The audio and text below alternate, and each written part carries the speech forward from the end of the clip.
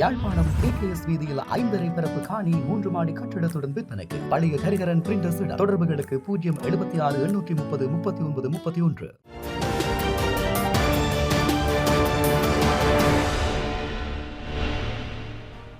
செய்திகளுக்கு அப்பால் நிகழ்ச்சியில் மீண்டும் உங்களை சந்திப்பதில் மகிழ்ச்சி. வணக்கம். உயிர்த்த ஞாயிறு தாக்குதல் தொடர்பாக நீதிமன்றம் வரலாற்று முக்கியத்துவம் வாய்ந்த ஒரு தீர்ப்பினை வழங்கி இருக்கின்றது. அவைதான் நேற்றைய தினம் முழுவதும் பேசுபொருளாகவும் இன்றும் பேசுபொருளாகவும் இருக்கின்றது. தீர்ப்பு வழங்கப்பட்டு விட்டது. இன்னும் பலர் இதிலிருந்து தப்பி விடுவார்கள் அல்லது இவர்களோடு இந்த விவகாரம் முடிந்து விடுமா என்கின்ற சந்தேகமும் பலரிடம் இருக்கின்றது. அதற்கு அப்பால் மரண தண்டனை இலங்கையில் வழங்கப்பட்ட என்ன பிரயோசனம்? அவர்களுக்கு வழங்கப்பட்ட மரண தண்டனை பின்னிட்ட நாட்களில் ஆயுள் தண்டனையாகவும் பின்னர் பொது மன்னிப்பாகவும் வழங்கப்பட்டு அவர்கள் விடுதலை ஆகி விடுவார்கள் என்கின்ற அடிப்படையில் நேற்றைய தினம் பலர் தொலைபேசி வழியாக கேட்டிருந்தீர்கள், சிலர் குறுஞ்செய்தி வழியாக கேட்டிருந்தீர்கள் இதன் என்ன பிரயோசனம் இருக்கின்றது என்று. சிலர் பின்னூட்டத்திலும் குறிப்பிட்டிருந்தீர்கள் இந்த மரண தண்டனையில் என்ன பிரதிபலிப்பு இருக்கின்றது, இதுவெல்லாம் நடைமுறைக்கு சாத்தியமா என்று கூறியிருந்தீர்கள். இந்த மரண தண்டனை வழங்கி இருக்கக்கூடிய நீதிமன்றம் தொடர்பிலும் ஒரு முக்கியமான தகவல் இருக்கின்றது. அதற்கு பிறகு பல தகவல்கள் இருக்கின்றது. இன்றைய காணொளி ஒரு வேளையில் நீண்ட காணொளியாக இருப்பதற்கு சந்தர்ப்பம் இருக்கின்றது. முழுமையாக பார்ப்பீர்களாக இருந்தால் மட்டுமே உங்களால் அதனுடைய முழுமையான தகவல்களையும் அறியக்கூடியதாக இருக்கும், அல்லது உங்களிடம் இருக்கக்கூடிய பல ஐதீகங்களை தெளிவுபடுத்தக்கூடியதாக இருக்கும். நீங்கள் முன்னர் பார்த்துவிட்டு பின்னர் பார்ப்பதை தவிர்ப்பதும் அல்லது இடைநடுவில் பார்ப்பதும் உங்களுக்கு அந்த தொடர்பு இருப்பதற்கு வாய்ப்பில்லை.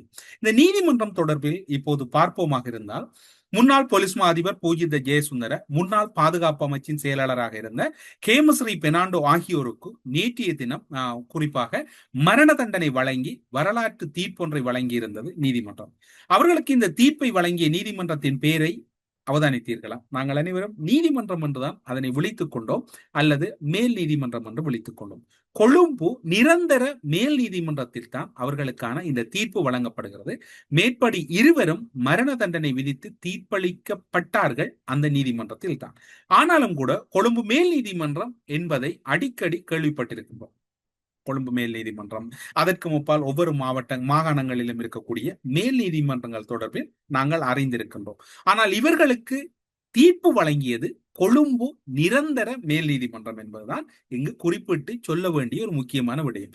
இப்போது உங்களுக்கு பலருக்கும் அந்த தெளிவு ஓரளவு கிடைத்திருக்கும். அந்த நீதிமன்றம் பற்றி தெரிந்து கொள்வோமாக இருந்தால், கொழும்பு மேல் நீதிமன்றம் அல்ல, கொழும்பு நிரந்தர மேல் நீதிமன்றம். கொழும்பு பெர்மனன்ட் ஹைகோர்ட் அட் பார் என்றுதான் அதனை குறிப்பிடுவார்கள். இந்த நீதிமன்றம் என்பது இலங்கையில் உருவாக்கப்பட்டிருக்கக்கூடிய ஒரு விசேட நீதிமன்றமாக பார்க்கப்படுகிறது. இது இலங்கையில் சாதாரண நீதிமன்ற கட்டமைப்பில் இருந்து முற்றிலுமாக மாறுபட்டது. சாதாரண மேல் நீதிமன்றங்களில் ஒரு நீதிபதி மட்டுமே இருப்பார். ஆனால் இந்த நிரந்தர மேல் நீதிமன்றத்திலே பிரதம நீதியரசரால் நியமிக்கப்படுகின்ற 3 சிரேஷ்ட நீதிபதிகள் அந்த நீதிபதி தீர்ப்பு வழங்குகின்ற இடத்தில் இருப்பார்கள். அந்த 3 நீதிபதிகளை கொன்ற அமர்வுதான் கூட்டாக இந்த வழக்குகளை விசாரித்து இந்த தீர்ப்புகளை எழுதுகின்ற ஒரு நடவடிக்கை புதிதாக ஏற்படுத்தப்பட்டிருக்கின்றது இலங்கையில்.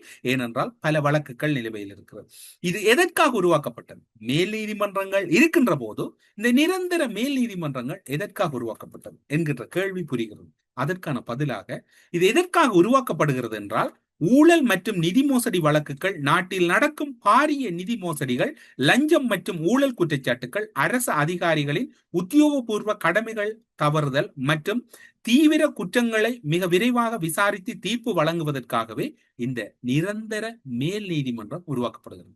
மேல் நீதிமன்றம் இருக்கின்ற சூழ்நிலையில் நிரந்தர மேல் நீதிமன்றம் இதற்காகத்தான் உருவாக்கப்படுகிறது. சாதாரண நீதிமன்றங்களில் நிலவும் வழக்கு தேக்கத்தினால் விசாரணைகள் நீண்ட காலம் எடுப்பதை தவிர்ப்பதோடு மட்டுமல்லாது, தேசிய முக்கியத்துவம் வாய்ந்த குற்றவியல் வழக்குகளை தாமதமின்றி விரைவாக விசாரித்து நீதி வழங்குவதே இதன் முதல் நோக்கமாக கருதப்படுகிறது.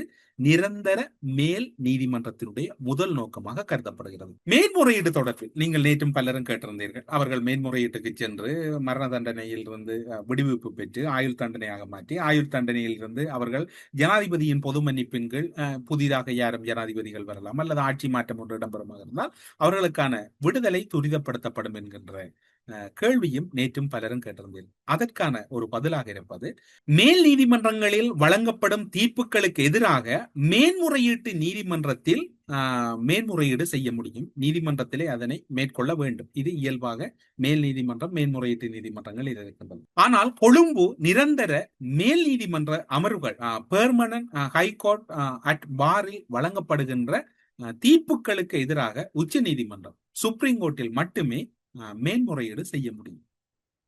சுப்ரீம் கோர்ட்டில் மட்டும்தான் இதற்குரிய மேன்முறையீடு செய்ய முடியும். மேன்முறையீடு செய்வதிலும் கூட ஒரு நெருக்கடி நிலை இருக்கின்றது இந்த தீர்ப்புகளுக்கு எதிராக. ஆனால் இதில் இன்னும் ஒரு விடயம் பார்க்க வேண்டும். இப்படியான கடந்த காலங்களில் நீதிமன்றத்திலும் அல்லது சட்டத்தில் இருக்கக்கூடிய பல ஓட்டைகளை பயன்படுத்தி தப்பித்துக் கொண்ட வரலாறுகளை அறிந்து கொண்டதன் அடிப்படையில் தான் இந்த நீதிமன்ற கட்டமைப்பு ஏற்படுத்தப்படுகின்றது. குறிப்பாக நிரந்தர மேல் நீதிமன்றம், பெர்மனன்ட் ஹைகோர்ட் அட் பார் உருவாக்கப்படுகின்றது. இந்த விடயங்களிலிருந்து யாரும் தப்பித்து விடக்கூடாது.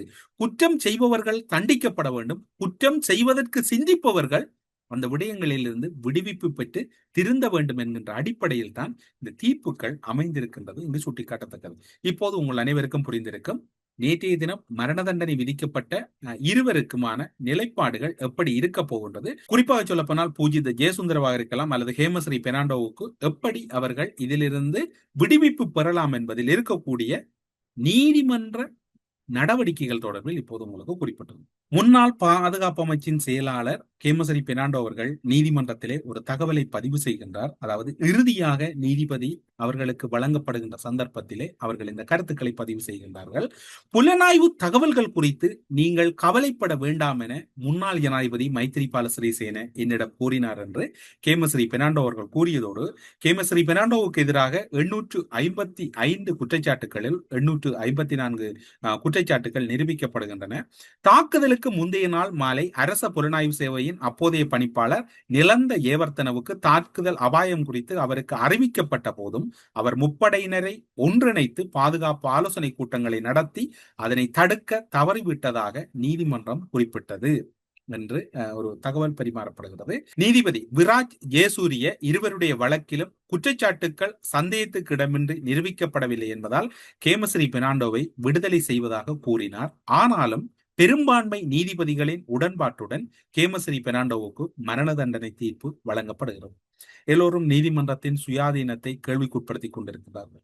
ஆனால் அப்படி என்றால் அந்த 3 நீதிபதிகளும் ஒரே தீர்ப்பை தான் எழுதியிருக்க வேண்டும்.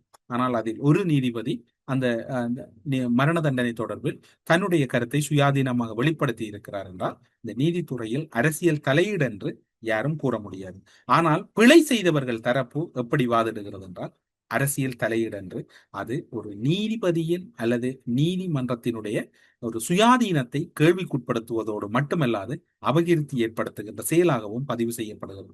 இதனை அடுத்து தொடர்ச்சியாக கருத்து தெரிவிக்கின்றார் ஹேமஸ்ரீ பெர்னாண்டோ அவர்கள்.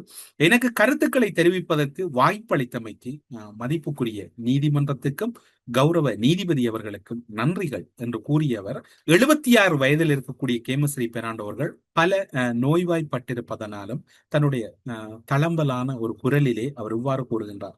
நீங்கள் முன்வைத்த குற்றச்சாட்டுகள் பலவற்றுடன் நான் உடன்பாடு இல்லை, என்னால் ஏற்க முடியாது. ஆனாலும் செய்வதற்கு என்னிடம் இப்போதைய சூழ்நிலையில் ஒன்றுமில்லை. பாதுகாப்பு செயலாளர் என்ற தனிப்பட்ட பதவி ஏதும் கிடையாது. இருப்பது பாதுகாப்பு அமைச்சின் செயலாளர் பதவி. நீங்கள் கூறுகின்றது போன்று பாதுகாப்பு செயலாளர் என்கின்ற பதவி இப்போது இலங்கையின் இல்லை என்ற கருத்தையும் கூறியதுடன் அப்பதவி ஏனைய அமைச்சுக்களின் செயலாளர் பதவி போன்றதுதான். செயலாளர் ஒருவர் அமைச்சின் பணிப்புரைக்கு இணங்கவே செயற்பட வேண்டும். அமைச்சர் இல்லாவிட்டால் செயலாளரால் எதையும் தனித்து செய்ய முடியாது, இயங்க முடியாது. பாதுகாப்பு அமைச்சு என்பது ஒரு விசித்திரமான அமைச்சு. அதில் செயலாளர் பெரும் பரிதாபகரமான நிலைக்குள் தள்ளப்படுகிறார். அந்த அமைச்சின் கீழ் 20 நிறுவனங்கள் இருக்கின்றன. அவற்றுக்கு தலைவர்களாக பலர் உள்ளனர். நிலந்த ஜெயவர்த்தன நான் பொறுப்பேற்கும் போது அரசு புலனாய்வு பிரிவின் பணிப்பாளராக பணியாற்றி கொண்டிருந்தார். முக்கிய புலனாய்வு தகவல்களை கடந்த 4 ஆண்டுகளாக தமக்கு கொண்டு வந்து கொடுக்கின்றார் நிலந்த ஏவர்த்தன என ஒரு சந்தர்ப்பத்தில் ஜனாதிபதியை ஏற்றுக்கொண்டிருந்தார். நீங்கள் புலனாய்வு தகவல்கள் பற்றி கவலைப்பட வேண்டாம், புலனாய்வு செயற்பாடுகள் பற்றி நீங்கள் கவலைப்படாதீர்கள், நிர்வாக செயற்பாடுகளை கவனித்துக் கொள்ளுங்கள் என்று ஜனாதிபதி மைத்ரிபால சிறிசேன 3-4 தரம் என்னிடம் அழுத்தமாக கூறினார். எனக்கு எதுவித எழுத்துப்பூர்வமான அறிக்கைகளும் கிடைக்கவில்லை. வாட்ஸ்அப் செயலி மூலம் 2 செய்திகள் மட்டுமே எனக்கு கிடைக்கப்பெற்றன.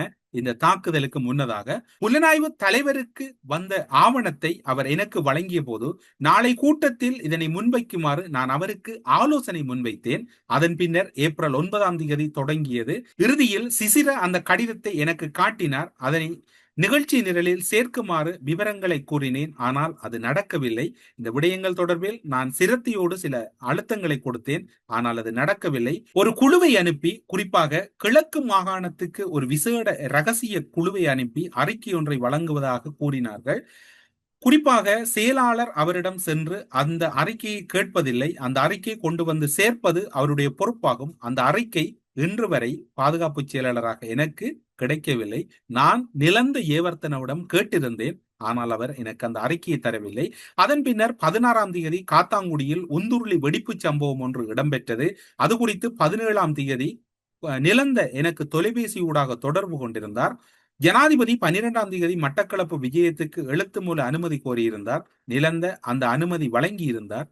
அவர் அவ்வாறு பயிற்சி பெற்று சென்றார் என்றால், ஒரு குடிமகனாகிய எனக்கு மட்டும் ஏன் இந்த அநீதிகள் இழைக்கப்பட்டது என்று ஒரு குழப்பமான கருத்தை கூறுகிறார். ஜனாதிபதி 12ஆம் தேதி மட்டக்களப்பு செல்வதற்கு அனுமதி கேட்கின்றார். 2019 ஏப்ரல் 12.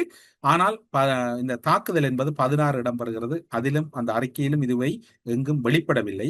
எனக்கு இறுதியாக தகவல் கிடைத்தது மார்ச் 31 ஏப்ரல் 7 வரையான காலப்பகுதிக்கு உட்பட்டவையாகும். அந்த அறிக்கை பற்றி வாராந்த அறிக்கையில் எந்த ஒரு குறிப்பும் இடம்பெறவில்லை. எனக்கு வழங்கப்பட்ட வாட்ஸ்அப் செயலியினுடைய செய்தி, எதிர்வரும் நாட்களில் தாக்குதல் ஒன்று நடத்தப்பட உள்ளது. அதில் குறிப்பிடப்பட்டிருந்தது. இந்த தாக்குதல்கள் நம்பகத்தன்மை குறித்து விசாரிப்பதற்காக நான் உடனடியாக நிலந்த ஏவர்த்தனவை தொடர்பு கொண்டேன். அப்போது அந்த தகவலை தெரிவித்த தரப்பு நம்பகமாகவும் தகவலின் நம்பகத்தன்மையும் உறுதிப்படுத்துவதாகவும் நிலந்த என்னிடம் தெரிவித்தார். அவர் அதனை உறுதிப்படுத்திய பின்னர் எனக்கு கூற வேண்டும். அந்த செயற்பாடுகளை அவர் பூர்த்தி செய்து என்னிடம் கூறுவதற்கு வெறும் 12 மணித்தியாலங்கள் இருந்தன. அந்த தாக்குதல்தாரிகள் தாக்குதலுக்கு முந்தைய நாளும் தாக்குதல் நடத்தப்பட்ட தினத்திலும் குறித்த விருந்தகங்கள் அல்லது ஹோட்டல்களில் தான் தங்கியிருந்தார்கள். போலீசாரை கூப்பிடுங்கள், அவசரகால சட்டத்தை அமுல்படுத்துங்கள் என்று நீங்கள் கூறினீர்கள். என்னால் அவற்றை செய்ய முடியாது. அந்த தாக்குதலை தடுக்க செயற்படுவதற்கு மிக சிறிய சந்தர்ப்பம் ஏப்ரல் 9ஆம் தேதி இருந்தது. ஆனால் நிலந்த அதனை தவறவிட்டிருந்தார். நிலந்த என்பவர் அதனை தவறவிட்டிருந்தார். 8ஆம் தேதியிலிருந்து 16ஆம் தேதி வரை ஜனாதிபதி நாட்டில் இருக்கவில்லை. 16ஆம் தேதி தான் அவர் நாடு திரும்பினார். சரியான நடவடிக்கைகள் எடுப்பதாக இருந்தால் நிலந்தவுக்கு அறிவுறுத்தி தேசிய பாதுகாப்பு சபையை கூட்டியிருக்க முடியும். அவ்வாறு எதுவுமே நடக்கவில்லை. இதில் உயிர்த்த ஞாயிறு தாக்குதல் தொடர்பில் 2023ஆம் ஆண்டு காலப்பகுதியில் 50 மில்லியனை கட்டியிருந்தார் ஹேமஸ்ரீ பெர்னாண்டோ. 75 மில்லியனை கட்டியிருந்தார் பூஜித ஜெயசுந்தர. 100 மில்லியனை கட்டியிருந்தார் மைத்திரிபால சிறிசேன. 50 மில்லியன் 75 மில்லியன் கட்டிய இருவரும் குற்றவாளி என்று கொழும்பு நிரந்தர மேல் நீதிமன்றம் அவர்களை அடையாளப்படுத்தி மரண தண்டனை விதித்திருக்கிறது என்றால், 100 மில்லியன் கட்டிய மைத்திரிபால சிறிசேனவின் நிலை என்னவாக போகிறது என்கின்ற கேள்வி உங்களிடம் இருப்பது எமக்கு புரிகிறது. ஆனால் அது கொழும்பு நிரந்தர மேல் நீதிமன்றத்தினுடைய பார்வையும் அவர்களுடைய தீர்ப்பிலும் தான் தங்கியிருக்கின்றது. அடுத்த கட்ட விசாரணைகள் எவ்வாறு செல்ல போகிறது என்று ஹேமஸ்ரீ பெர்னாண்டோ அவர்கள் கூறிய மிக முக்கியமான பகுதியாக இருப்பது, இந்த சம்பவம் உயிர்த்த ஞாயிறு தாக்குதல் இடம்பெற வேண்டும் என்கின்ற தேவை அல்லது இந்த சம்பவம் நடந்துவிட வேண்டும் என்கின்ற நியாயப்பாடு இருவருக்கு இருந்ததாகத்தான் அவர் கூறியதை எம்மால் புரிந்து கொள்ளக்கூடியதாக இருக்கின்றது. ஒருவர் முன்னாள் தேசிய புலனாய்வு பணிப்பாளராக இருந்த நிலந்த ஏவர்த்தன, அடுத்ததாக மைத்திரிபால சிறிசேன என்று கூறப்படுகிறது. எனக்கு வழங்கும் எந்த ஒரு தண்டனையும் நான் ஏற்றுக்கொள்கிறேன். வரலாற்றில் என்றாவது ஒரு நாள் என்னை நீதிமன்றம் நிரபராதி என்று கூறும் என்று அவர் கூறி செல்கின்றார். நிலந்த மைத்திரிபால சிறிசேன நிலந்த கட்டாயமாக விடுப்பில் அனுப்பப்பட்டவர் பல்வேறுபட்ட குளறுபடிகளின் அடிப்படையில். மைத்திரிபால சிறிசேன 100 மில்லியன் கட்டிவிட்டு நேற்று ஊடகவியலாளர்கள் இருவருக்கு வழங்கப்பட்ட தீர்ப்பு தொடர்பில் உங்களுடைய கருத்து என்ன என்று கேட்டபோது தலைதெறிக்க ஓடி சென்ற காட்சிகளும் ஊடகங்களில் பதிவாகின்றது.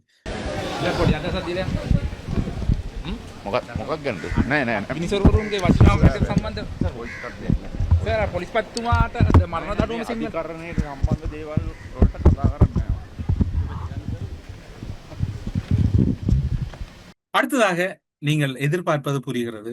உங்களுடைய சில வேளை உங்களுக்கு ஒரு கோபம் இருக்கலாம். ஒரு மரண தண்டனை விதிக்கப்பட்ட சூழ்நிலையில் நீங்கள் சிரித்துக் கொண்டு பதில் சொல்லுகிறீர்கள்.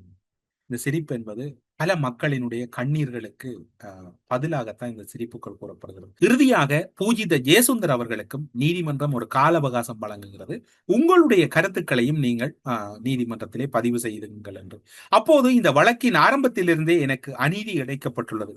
நான் அதிகாரிகள் குழுவொன்றுடன் பணியாற்றினேன். இந்த தகவலுக்கு பொறுப்பு கூற வேண்டிய முக்கிய அதிகாரிகள் விடுவிக்கப்பட்டு நான் மட்டும் அநீதிக்கு உள்ளாக்கப்பட்டுள்ளேன். இந்த சம்பவத்தில் நான் வேண்டுமென்றே எந்த ஒரு குற்றத்தையும் செய்யவில்லை. கௌரவ நீதிபதி அவர்களே, நாட்டின் பொலிஸ்மா அதிபராக என்னால் முடிந்த அதிகபட்ச சேவையை நான் ஆற்றியுள்ளேன். இச்சம்பவம் நடந்ததிலிருந்து எனக்கு மட்டுமல்ல, என்னுடைய மனைவி மற்றும் பிள்ளைகளுக்கும் அதிக மன அழுத்தம் ஏற்பட்டது. அவர்கள் இன்னமும் என்னை நம்பியே வாழ்கிறார்கள். இப்போது என்னால் இந்த சூழ்நிலையில் எதனையும் செய்ய முடியாது. ஆனாலும் கூட இது என்னுடைய பூர்வ ஜென்ம கர்மா என்று நான் நம்புகிறேன். எனக்கு 66 வயதாகிறது.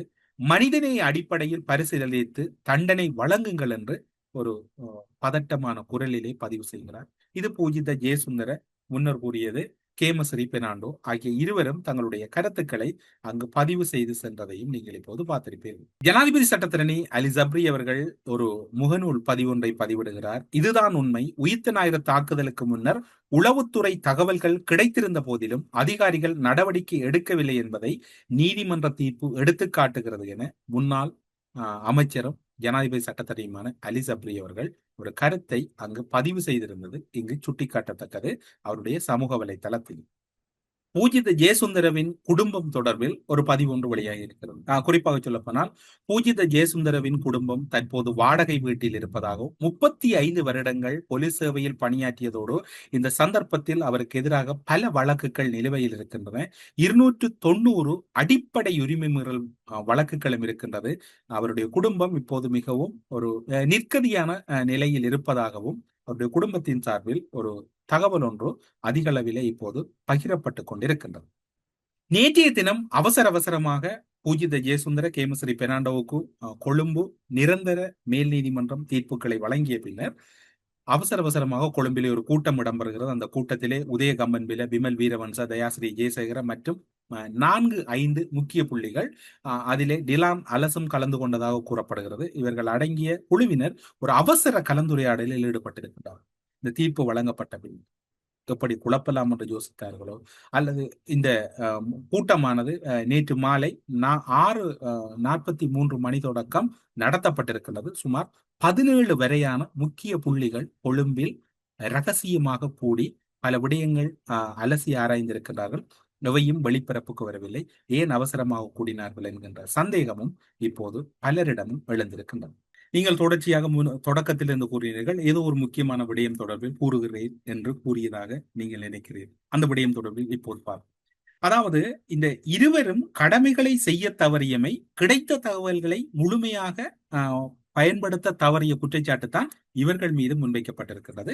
855 குற்றச்சாட்டுகளும் 854 குற்றச்சாட்டுகள் பொருந்தி செல்லுகின்றன அல்லது 854 குற்றச்சாட்டுகள் ஏற்றுக்கொள்ளப்பட்டிருக்கின்றன, நிரூபிக்கப்பட்டிருக்கிறது என்பதுதான் அதனுடைய பொருள். இப்படி இருக்கின்ற போது அந்த காலப்பகுதியிலே இவர்கள் கடமைகளை செய்ய தவறினார்கள் என்றால் இவர்களின் மேல்மட்டத்திலே இருந்தது என்று கூறப்படக்கூடியவர் யார்?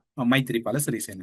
அவர் என்ன கூறினார்? நான் வருகின்ற போது சிங்கப்பூரில் இருந்து எனக்கு விமானம் கிடைக்கவில்லை, அல்லது பாதுகாப்பு சபை கூட்டம் ஒன்றை கூட்டுகின்ற போது அதற்கு ரணில் விக்ரமசிங்கவை அழைக்காதீர்கள், கேமஸ்ரீ பெர்னாண்டோ நீங்கள் செல்லாதீர்கள் என்றெல்லாம் இவர் கூறி இவர் ஒரு முன்னுக்கு பின் முரணான தகவல்கள் பல இடங்களிலே பதிவு செய்திருக்கிறார். அப்படியாயின் அடுத்து விசாரணைக்கு உட்படுத்தப்பட போவது யார்? இந்த முதலில் இந்த தாக்குதலை அறிந்தும் செயற்படுத்த தவறியவர்கள் விடயத்திலே நீதிமன்றம் தீவிரமாக விசாரித்து தீர்ப்புகளை வழங்கி கொண்டிருக்கிறது. அடுத்த 2ஆம் கட்டத்தில் யார் வரப்போகிறார்கள் என்றால் தாக்குதல் நடத்தியவர்கள் அல்லது தாக்குதலுக்கு சதித்திட்டம் தீட்டியவர்கள் அல்லது தாக்குதலுக்கு காரணகர்த்தாவாக இருந்தவர்கள் அல்லது தாக்குதல் நடத்துவதற்கான ஆலோசனைகள் அல்லது அமைவிடங்களை வழங்கியவர்கள் தான் அடுத்த 2ஆம் கட்டத்திலே வரப்போகிறார்கள். அப்படி என்றால் 1ஆம் கட்டம் பூஜித ஜெயசுந்தரவோடும் கேமஸ்ரீ பெர்னாண்டோவோடும் முடிந்து விட்டதா என்று நீங்கள் கேட்கிறீர்கள். இல்லை, அதில் இன்னும் ஒருவர் அல்லது இருவர் இன்னும் நீதிமன்றத்திலே விசாரிக்கப்படுவதற்கான வாய்ப்புகள் இருப்பதாகத்தான் கூறப்படுகிறது. தாட்சமுத்ரா ஹோட்டலை நீங்கள் அனைவரும் அறிந்திருப்பீர்கள். தாட்சமுத்ரா ஹோட்டலுக்கு சென்றிருப்பீர்கள். தாட்சமுத்ரா ஹோட்டலுக்கு செல்லுகின்ற போது அவர்கள் எங்கள் பதிவுகளை மேற்கொள்ளுகிற போது அங்கு செல்லுகின்றவர்கள் தொடர்பில் சந்தேகங்கள் ஏதாவது ஏற்படுகின்ற பட்சத்தில் அன்று மாலையே அவர்கள் SIS, அதாவது ஸ்டேட் இன்டெலிஜென்ட் சர்வீஸ், அதாவது மத்திய புலனாய்வு திணைக்களம் அல்லது மத்திய புலனாய்வு மையத்துக்கு தெரியப்படுத்தி விடுவார்கள். அவ்வாறு இலங்கையில் இருக்கக்கூடிய மிகவும் முன்னணி ஹோட்டல்கள் அந்த நடைமுறைகளை பின்பற்றி வருகின்றது குறிப்பிடத்தக்கது. 20ஆம் தேதி ஒரு சந்தேகத்துக்கிடமான வகையில் இங்கிருந்து நடமாட்டம் தொடர்பில் SISக்கு தகவல் வழங்கப்பட்டதாக ஒரு தகவல் இருக்கின்றது. அதனுடைய முழுமைத்தன்மையை யாரும் என்றும் வெளிப்படையாக கூறவில்லை. இதன் அடிப்படையிலும் விசாரணைகள் நடைபெறுவதற்கான வாய்ப்புகள் அதிக அளவில் இருக்கின்றன. அப்போது அந்த புலனாய்வுத்துறைக்கு, அதாவது மத்திய புலனாய்வு சேவைக்கு பொறுப்பாக இருந்தவர், SISக்கு பொறுப்பாக இருந்தவர் நிலந்த ஏவர்த்தன் 24/2019 இவ்வாறான ஒரு தகவல் தாட்சமுத்ரா ஹோட்டலில் இருந்து வழங்கப்பட்டதா. தாட்சமுத்ரா ஹோட்டலிலே வெடிக்க சென்றவர் வெடிக்கவில்லை. அவர் அங்கிருந்து வெளியேறி தெய்வலை பகுதியில் இருக்கக்கூடிய ஒரு மத ஸ்தலம் ஒன்றுக்கு சென்று திரும்புகின்றார். அதன் பின்னர் அவர் அங்கு கைத்தொலைபேசியோடு உரையாடி கொண்டு செல்லுகிறார். அங்கிருந்து திரும்புகின்ற போது அவர் கைத்தொலைபேசி இல்லாமல் தான் அங்கு வருவதை அவதானிக்கக்கூடியதா இருக்கிறது. ஆனால் சென்ற நபரின் வீட்டுக்கு SIS, அதாவது மத்திய புலனாய்வு சேவையினுடைய அதிகாரிகள் சென்று திரும்பியது இங்கு அவதானிக்கப்பட வேண்டி இருக்கிறது.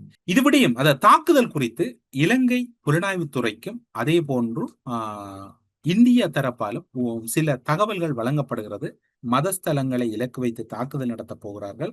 குறிப்பாக இந்த தாக்குதல்கள் என்பது குறித்த பகுதிகளில் இடம்பெறலாம் என்று பெயர்கள் கூட பட்டியலிட்டு கூறப்படுகிறது. ஆனால் அது ஏன் தவறவிடப்பட்டது? அல்லது இந்த மைத்ரிபால சிறிசேன உண்மையில் நடித்தாரா, அல்லது உண்மையில் அவருக்கு எதுவும் விளங்கவில்லையா, அல்லது ரணில் விக்ரமசிங்க அவர் இலங்கையை விட்டு வெளியில் செல்லுகின்ற போது அன்றைய காலப்பகுதியில் அவருடைய பொறுப்புகளுக்கு யார் நியமிக்கப்பட்டார், அல்லது யாரிடம் அந்த பொறுப்புகள் வழங்கப்பட்டன என்கின்ற கேள்விகளும் இங்கு இருக்கின்றன. இன்னும் ஒரு விடயம், நீங்கள் முன்னர் எதிர்பார்த்ததுதான். இப்போது இருவருக்கு மரண தண்டனை விதிக்கப்பட்டிருக்கிறது. இதனோடு தொடர்பானவர்கள் என்று விசாரிக்கப்படவர்களின் நிலை என்னவென்று நீங்கள் கேட்கிறீர்கள். அது உண்மையிலே கொழும்பு நிரந்தர மேல் நீதிமன்றம், மீண்டும் மீண்டும் சொல்லுகிறோம், மேல் நீதிமன்றம் என்று யாரும் உச்சரிக்காதீர்கள். கொழும்பு நிரந்தர மேல் நீதிமன்றத்தில் தான் அந்த வழக்குகள் விசாரிக்கப்படுவதற்கான வாய்ப்புகள் இருக்கின்றன. குறிப்பாக சொல்ல போனால் இந்த தாக்குதலை திட்டமிட்டவர்களும் இந்த தாக்குதலின் சூத்திரதாரிகளும் எப்படி திட்டமிட்டிருக்கிறார்கள் என்றால், அதனை செயற்படுத்துவதற்கு அல்லது இந்த புலனாய்வு தகவல்கள் வழங்கப்பட்டாலும் கண்டுகொள்ளாமல் விடுவது ஒரு தரப்பும், அந்த தாக்குதலை திட்டமிடுகின்ற தரப்பு திட்டமிடுவதும், அவர்களுக்கான ஏனைய ஏற்பாடுகளை இன்னும் ஒரு தரப்புமாக 3 வட்டங்களில் அல்லது 3 அணிகளாக செயற்பட்டிருக்கிறார்கள். இப்போது விசாரிக்கப்பட்டு கொண்டிருப்பது முதல் அணி, இந்த தாக்குதல் தவறவிடப்பட்ட சந்தர்ப்பம்; 2வது தாக்குதலுக்கு காரணமானவர்கள்; 3வது தாக்குதலுக்கு உதவியானவர்கள் என்று 3 கட்டங்களிலே இதற்கான தீர்ப்புகள் நீதிமன்றத்திலே எதிர்பார்க்கப்படுகிறது. அப்படி என்றால் பிள்ளையான் சுரேஷ் அலை எல்லாம் எப்படி இருப்பார்? சுரேஷ் அலை அவருடைய கடவுச்சீட்டிலே பல ஒற்றைகளை கிழித்த விவகாரம், 64 பக்கங்கள் இருக்கக்கூடிய கடவுச்சீட்டிலே பல ஒற்றைகளை கிழித்த விவகாரம் இப்போது நீதிமன்றத்திலே அம்பலப்பட்டிருக்கிறது. பிள்ளையானுக்கு தொடர்பென்று பொதுமக்கள் பாதுகாப்பு அமைச்சர் ஆனந்த விஜயபால கூறுகின்றார். அப்படியாயில் இவர்களுடைய நிலைப்பாடுகள் எப்படி இருக்கும் என்று பொறுத்திருந்துதான் பார்க்க வேண்டி இருக்கின்றது. நிலந்த ஏவர்த்தன தொடர்பிலும் நிலந்த ஏவர்த்தனவின் செயற்பாடுகள் தொடர்பிலும் 21 ஜூலை 2025 காலப்பகுதியிலே ஊடறுப்பு நிகழ்ச்சியிலே இராணுவ ஆய்வாளர் அருஸ் அவர்கள் குறிப்பிட்டதோடு அவர் இன்னும் ஒரு விடயத்தையும் குறிப்பிடுகிறார். சிங்கப்பூர் பல்கலைக்கழகத்திலே இராணுவ விவகாரங்கள் தொடர்பில் விரிவுரையாற்றக்கூடிய பேராசிரியர் ரொஹான் குணத்திலகவுக்கும் இப்போது பதட்டம் ஏற்பட்டுவிட்டது. அவரும் இதில் பல இடங்களிலே சிக்கிக் கொண்டிருக்கிறார். அவருக்கும் இதில் பல தொடர்புகள் இருக்கலாம்.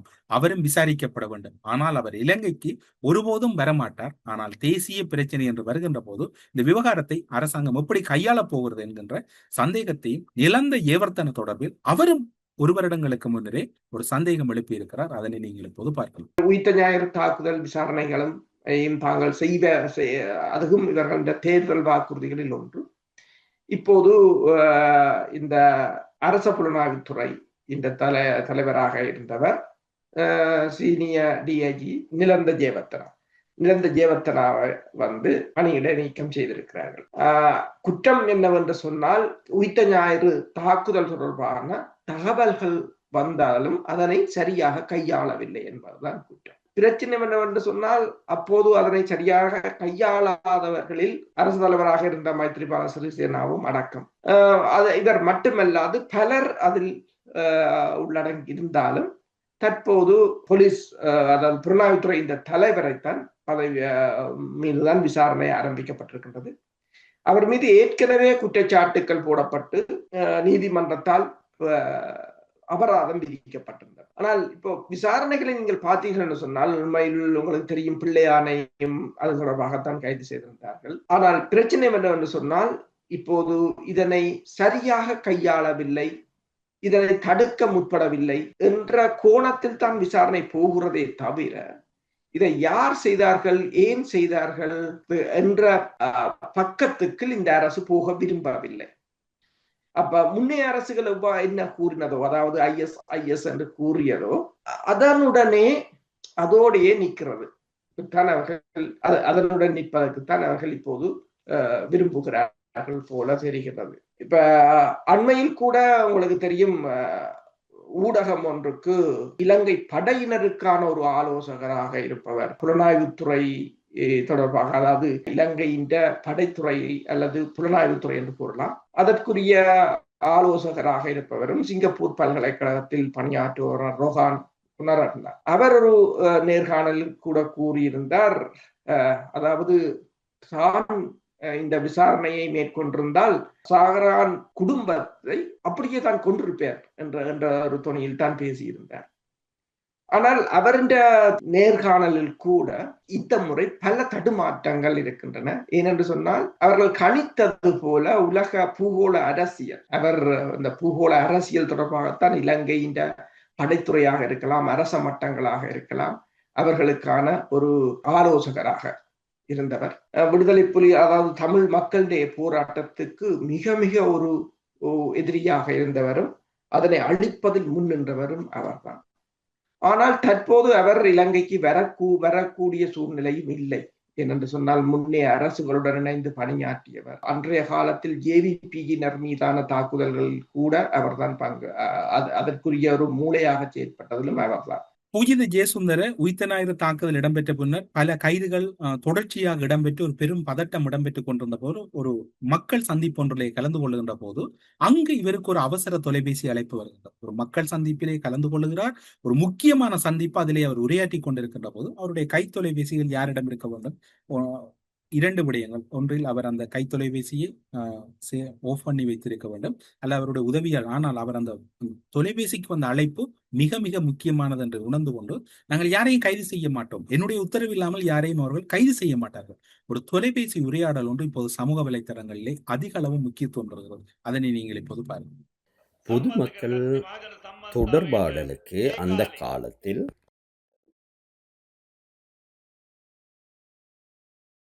ஹலோ யார்? ஹலோ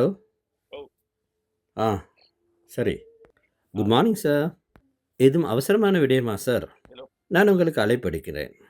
எஸ்ஜிஐடி பணிப்பாளரிடம் இந்த விடயம் தொடர்பில் பரிசோதனை செய்யுமாறு நான் கூறியிருந்தேன். நான் பணிப்பாளரிடம் கூறியிருந்தேன், எனினும் நான் நேற்று தாமதமாக வந்த காரணத்தினால் என்னால் அதனை உறுதிப்படுத்திக் கொள்ள முடியவில்லை. எனக்கு அந்த தகவல் கிடைக்கும் சார். விவரங்களை அறிந்து கொண்டு நான் மீண்டும் உங்களுக்கு அழைப்பெடுக்கின்றேன். நிலைமையின் விவகாரம் வர சொல்லி இருக்கிறார்கள், ஆனால் நிச்சயமாக கைது செய்யப்பட மாட்டார்கள். நான் பணிப்பாளருக்கு கூறினேன், என்னிடம் கேட்காமல் எனது அனுமதியை பெறாமல் வெறுமனே கைது செய்ய வேண்டாம் என கூறியிருக்கிறேன். நிச்சயமாக அதில் எந்த மாற்றமும் இல்லை சார். இல்லை சார், அவ்வாறு இல்லை. நான் அதை பற்றி கேட்டு பார்த்தேன். சரி சார், நான் உங்களுக்கு மீண்டும் அழைப்பெடுக்கிறேன். Thank you sir. மன்னிக்கவும். உதயகம்பன்பில் இந்த தீர்ப்பு வழங்கப்பட்ட பின்னர் அவர் ஒரு பதட்டம் மட்டுமல்ல, அவருக்கு எதனை கதைப்பது என்று தெரியாமல் ஒரு பெரும் அச்சத்திலே அவர் வெளியிட்டிருக்கக்கூடிய தகவல் என்பது கொழும்பு சிறப்பு, அதாவது கொழும்பு நிரந்தர மேல் நீதிமன்றத்திலே குற்றப்புலனாய்வு திணைக்களத்தின் பணிப்பாளர் சாணி அபேசேகர மற்றும் பொதுமக்கள் பாதுகாப்பு அமைச்சரின் செயலாளராக இருக்கக்கூடிய ரவி செனவிரட்ன ஆகியோருக்கு எதிராக வழக்கு தாக்கல் செய்து இருவருக்கு நிச்சயம் மரண தண்டனை கிடைக்கும் என்று உதய கம்மன்பில் அவர்கள் இன்று ஊடக சந்திப்பில் குறிப்பிடுகின்றார். குறிப்பாக உயிர்த்த ஞாயிறு தாக்குதல்கள் சம்பவம் தொடர்பில் போதுமான வகையில் புலனாய்வு தகவல்கள் கிடைத்திருந்தும் அந்த தாக்குதல்களையும் உயிரிழப்புகளையும் தடுப்பதற்கு உரிய நடவடிக்கைகளை முன்னெடுக்கவில்லை என்று தீர்ப்பளித்த மூவரடங்கிய நீதிபதிகள் குழாம் வழங்கிய தீர்ப்பின் பின்னர் அவர் இந்த கருத்தை கூறியிருக்கிறார். பயங்கரவாதி சஹரான் குண்டு தாக்குதல்களை நடத்த திட்டமிட்டுள்ளார். புலனாய்வு தகவல்கள் கிடைத்தவுடன் அப்போதைய போலீஸ் மாதிபரும் பாதுகாப்பு செயலாளரும் ஆச்சரியமடைய வேண்டிய அவசியமில்லை. குற்றத்தடுப்பு புலனாய்வு திணைக்களகத்தின் பிரதி போலீஸ் மா அதிபராக கடமையாற்றிய ரவி சேனவிரட்ன மற்றும் குற்றத்தடுப்பு புலனாய்வு திணைக்களகத்தின் பணிப்பாளராக கடமையாற்றிய சாணி அவேசேர இருவருமே ஆச்சரியமடைய வேண்டும். குற்றத்தடுப்பு புலனாய்வு திணைக்களகத்தின் குண்டு தாக்குதல் சம்பவத்துக்கு முன்னர் வவுனதீவு படுகொலை, மாவனல்ல புத்தர் சிலை உடைப்பு, மட்டக்களப்பு பாலமுனை பகுதியில் குண்டு தாக்குதல் ஒத்திகை என்று பல்வேறு சம்பவங்கள் இடம்பெற்ற வண்ணம் இருந்தது. வனாத்து வில்லவில் வெடிபொருட்கள் மீட்பு மற்றும் மாவனல்ல புத்தர் சிலை உடைப்பு விவகாரத்தில் கைது செய்யப்பட்ட சந்தேக நபர்கள் சஹரான் பாரதூரமான பயங்கர தாக்குதலை நடத்துவதற்கு தயாராக உள்ளார் என்றும் குற்றத்தடுப்பு புலனாய்வு திணைக்களகத்துக்கு வாக்குமூலம் அளித்திருந்தார்.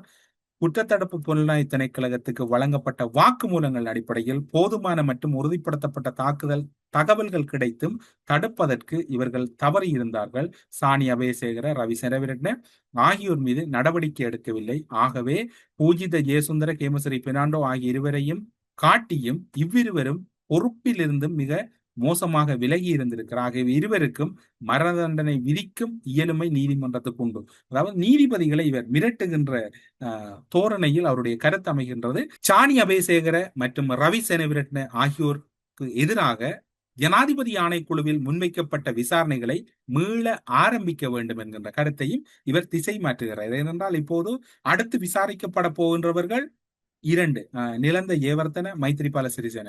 அதன் பின்னர் இன்னும் ஒரு முன்னாள் ஜனாதிபதி விசாரிக்கப்பட போகிறார். அந்த பட்டியல் நீண்டு வருகின்ற போது அவருடைய நெருக்கத்துக்குரிய பலர் சிறை செல்ல போகிறார்கள். அந்த அச்சத்தில் உதயகம்மன்பில இறுதி முயற்சியாக இதனை பார்க்கக்கூடியதாக இருக்கின்றது. கிட்டத்தட்ட நேற்றைய தினம் என்பது ஒரு இலங்கை வரலாற்றிலே யாரும் எதிர்பார்த்திராத தீர்ப்பு. இந்த தீர்ப்பில் அவர்களுக்கு உடன்பாடு இல்லை என்று இருவர் கூறினாலும் கடமை தவறியது என்பதுதான் இங்கு சுட்டிக்காட்டத்தக்கது. அரசு அதிகாரிகள் இப்போது அந்த நிரந்தர நீதிமன்றம் என்பது பல்வேறுபட்ட வழக்குகளை துரிதப்படுத்துவதோடு அசண்டை இனங்கள் அல்லது அசம்பந்த போக்கு தொடர்பிலும் அந்த நீதிமன்றங்கள் கவனம் செலுத்துகின்றன. இனி வரப்போகின்ற நாட்களில் பல அரசு அதிகாரிகளும் கடூழிய சிறை தண்டனைக்கு உள்ளாக்கப்பட போகிறார்கள். ஒரு நாட்டிலே ஒரு சட்டம் ஒழுங்கு சீராக இருக்க வேண்டும் என்றால் நீதி பரிபாலங்கள் அல்லது நீதி பொறிமுறை என்பது மிக கடுமையாக இருக்க வேண்டும். அந்த வகையிலே இந்த தீர்ப்பு தொடர்பில் மீண்டும் கூறுகிறோம், மரண தண்டனை என்பது ஏற்றுக்கொள்ள முடியாது, மத தர்மங்களுக்கு அப்பாற்பட்டது என்று பலர் கூறினாலும் தனிப்பட்ட ரீதியில் கடுமையான சட்டங்கள் என்பது அந்த நாட்டினுடைய எதிர்காலத்துக்கு ஒரு நல்ல ஆரோக்கியமாக அமையும் என்பதுதான் எல்லோருடைய கருத்தாகவும் இருக்கின்றது. ඒ නිසාම සාරාන් හසීම් පුපුරවා ගැනීමට සූදානම් වෙච්ච පුපුරවා ගන්න එකතු කරපු පුපුරන ද්‍රව්‍ය ගැන අවබෝධයක් තිබුණු ඔහු පුපුරවා ගන්නවායි කියලා ඔහුගේ සගයන් විසින් තොරතුරු ලබා දීලා තිබුණු රහස් පොලිසිය ලොක්කන් දෙන්නටයි. එහෙනම් අධිකරණයට නීතිමය හැකියාවක් තිබෙනවා නම් හේමසිරි පූජිත දෙදෙනාට මරණ දඬුවම නියම කරන්න, රවි සෙනවිරත්න සහ ශානි අබේසේකර දෙදෙනාටත් මරණ දඬුවම ලබා දිය හැකි වරදක් අර දෙදෙනාටත් වඩා පැහැදිලිවම මේ දෙදෙනා විසින් සිදු කර තිබෙනවා. இப்போது உதயகம்மன்பில் அவர்களின் கருத்தையும் நீங்கள் கேட்டிருந்தீர்கள். எனது ஆட்சியில் மட்டும் உயிர்த்த ஞாயிறு தாக்குதல் தொடர்பான உண்மைகள் வெளிவரும். அது மட்டுமல்லாது என்னுடைய ஆட்சியில் இவை முழுமையாக நிரூபிக்கப்படும் என்று ஜனாதிபதி அனுரகுமார திசாநாயக்க கூறிய கருத்தும் இப்போது சமூக வலைத்தளங்களிலே முக்கியத்துவம் பெறுகிறது. 2015 ஆண்டு முதல் கிரமமாக அதற்கு முதல் இருந்து இனவாதம் கட்டியெழுப்பப்பட்டிருந்தது. இறுதியில் 2019 ஆண்டு ஏப்ரல் மாதம் ஈஸ்டர் தாக்குதல் என்ற உச்ச நிலைக்கு தள்ளப்பட்டது. இன்று இந்த ஈஸ்டர் தாக்குதலின் மூலம் சமூகத்தில் பெரும் அதிர்வலைகள் ஏற்பட்டுள்ளன. சமூகம் பிளவடைந்துள்ளது. இந்த பிளவினை தங்களது அரசியல் லாபத்திற்கு பயன்படுத்தக்கூடிய ஒரு குழு ஒன்று இருந்தது. அதுவே தங்கள் அரசியல் அதிகாரத்தை தக்க வைத்துக் கொள்வதற்கான ஒரே வழியாக அந்த தரப்பு நம்பியது. இதனாலேயே இன்னமும் தீர்வு காணப்படாத பிரச்சனையாக ஈஸ்டர் தாக்குதல் காணப்படுகின்றது. தீர்க்கப்படாத பிரச்சனைகள் உண்டு, எமக்கும் பிரச்சனைகள் உண்டு. நாடாளுமன்றில் இது தொடர்பில் சுட்டிக்காட்டியிருந்தோம். தீர்க்கப்படாத பிரச்சனைகள் உண்டு. முதலாவது, வவுனதீவில் 2 போலீஸ் உத்தியோகத்தர்கள் படுகொலை செய்யப்பட்ட சம்பவம். அதுவே சஹரான்களின் முதலாவது தாக்குதல். அந்த தாக்குதல் சம்பவம் குறித்த விசாரணைகள் தமிழீழ விடுதலை புலிகளின் பக்கம் எவ்வாறு திசை திருப்பப்பட்டது? பல தகவல்கள் வந்தன. இந்திய புலனாய்வு பிரிவினால் இலங்கைக்கு பல்வேறு தகவல்கள் வழங்கப்பட்டன. இது சம்பவம் இலங்கையில் நடைபெற்ற சம்பவமாகும். அது இந்தியாவில் நடைபெறவில்லை. அவ்வாறானால் இலங்கையிலிருந்து இந்த தகவல்கள் இந்தியாவுக்கு சென்றுள்ளது. ஏனென்றால் இந்தியாவில் இடம்பெற்ற சம்பவம் தொடர்பில் அல்லவா இந்த தகவல்கள் வழங்கப்படுகின்றன. இலங்கையில் நடைபெற்ற சம்பவம். இந்த தகவல்களை பார்த்தபோது இது மிகவும் அண்மைய தகவல்கள். இந்த தாக்குதலை தடுத்து நிறுத்தக்கூடிய உறுதியான தகவல்கள் இருந்தன. ஆனால் அவை ஒவ்வொன்றும் கிடைக்கப்பெறவில்லை. பத்திரமுல்லையில் சப்பாத்து மற்றும் பேக்கள் கொள்வனவு செய்யப்படுகின்றன. தெரிந்திருந்தால் இந்த தாக்குதலை தடுத்திருக்கலாம். பானதுரை பக்கம் ஒரு வீட்டிற்கு சென்று வெடிபொருட்களை நிரப்பி குண்டுகள் தயாரிக்கப்பட்டது. தகவல் வந்திருந்தால் தாக்குதலை தடுத்து நிறுத்தியிருக்கலாம். ஏனைய தகவல்கள் வந்த போதும் தாக்குதல்களை தடுத்து நிறுத்தக்கூடிய தகவல்கள் வந்தமை எவ்வாறு தடுக்கப்பட்டது அல்லது தவிர்க்கப்பட்டது? பின்னர் குறிப்பாக தாஜ் ஹோட்டல் குண்டை வெடிக்க செய்த போது, குண்டு வெடிக்காத போது அந்த குண்டுதாரி தெஹிவல பிரதேசத்திற்கு சென்று அங்கு ஒரு விடுதியில், பின்னர் முஸ்லிம் பள்ளி ஒன்றுக்கு சென்று மீண்டும் விடுதிக்கு செல்லும் வழியில் அவர் மீண்டும் குண்டை வெடிக்க செய்வதற்கு முன்னர் அவரின் வீட்டுக்கு அரச புலனாய்வு அதிகாரிகள் எவ்வாறு சென்றார்கள்? இந்த தாக்குதலின் பொறுப்பை ISI அமைப்பை ஏற்றுக்கொள்ளுமாறு யாரேனும் நபர்கள் கோரினார்களா? அவ்வாறு பேசியிருந்தால் யாரிடம் பேசியிருப்பார்? இந்த விடயங்களை தெரிந்தால் இந்த தாக்குதலின் ஆரம்பம் முதல் முடிவு வரை கண்டுபிடித்து விடலாம். எனவே இன்று தேசிய ஒற்றுமையை கட்டியெழுப்பது மிகவும் முக்கியமானதாக இருக்கின்றது. ஈஸ்டர் தாக்குதலின் ஆரம்ப மற்றும் இறுதி கட்டங்களை கண்டறிவது அவசியமாகின்றது. அந்த தாக்குதல் சம்பவம் குறித்து சரியான விசாரணைகளை நடத்தி நியாயம் வழங்கக்கூடிய ஒரே தரப்பு தேசிய மக்கள் சக்தி மட்டுமே. ஏனென்றால் எமக்கு மட்டுமே அது முடியும். எனவே இந்த உயிர்த்த ஞாயிறு தாக்குதல் என்பதற்கான தீர்ப்புகள் வழங்கப்படுகின்ற சமகாலத்திலே ஏனைய விடயங்கள், ஊடகவியலாளர்களால் காணாமலாக்கப்பட்ட உறவுகளினுடைய காணாமலாக்குதலுக்கு காரணமானவர்கள், ஆயுத குழுக்கள் என்று பலர் மீதான வழக்குகள் துரிதப்பட வேண்டும் என்பது பொதுமக்களின் எதிர்பார்ப்பாக இருக்கின்றது. உயிர்த்த ஞாயிறு தாக்குதல் தொடர்பாக ஆரம்பிக்கப்பட்டிருக்கக்கூடிய தீர்ப்புகளால் இலங்கையில் பலர் ஆட்டம் கண்டிருக்கிறார்கள் என்று கூறி செய்திகளுக்கு அப்பால் நிகழ்ச்சியிலிருந்து விடைபெற்றுக் கொள்கிறோம். நன்றி. யாழ்ப்பாணம் KKS வீதியில் 5 பரப்பு காணி 3 மாடி கட்டிடத்துடன் விற்பனைக்கு. பழைய ஹரிஹரன் பிரிண்டர்ஸ் தொடர்புகளுக்கு 076 830 39 31.